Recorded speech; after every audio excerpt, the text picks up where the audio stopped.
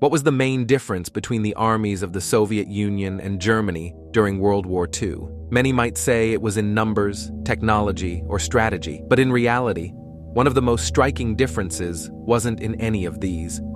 The real distinction lay in the people who led these armies, the commanders themselves. The German general staff was a true military aristocracy. Generation after generation, they were raised in the spirit of Prussian traditions, grew up in officer families, received elite education, and from a young age knew that their destiny was military service. Take Field Marshal Erich von Manstein, for example. He came from an ancient Prussian noble family.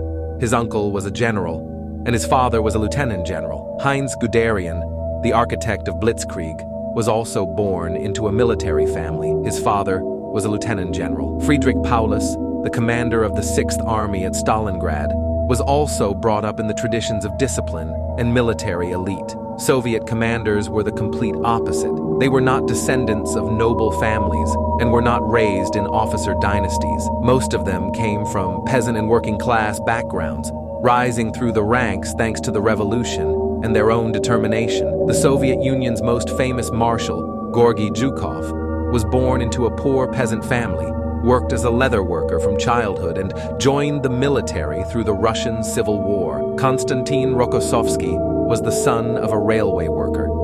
Alexander Vasilevsky was the son of a rural priest who never dreamed of a military career in his youth. Ivan Konev came from a peasant family and worked as a farm laborer before joining the army. So, in World War II, two different traditions clashed.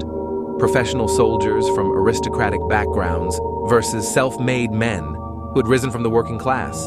And who won? In the end, peasants and workers managed to defeat generals with centuries-old military traditions. Soviet commanders, despite lacking prestigious education, had practical experience, relentless determination, and a ruthless character. These traits proved stronger than the refined military expertise of those who had been trained for war for generations. This became one of the great paradoxes of World War II. An army led by men of the people ultimately crushed an army commanded by the descendants of military aristocrats, by widespread destruction and loss of life.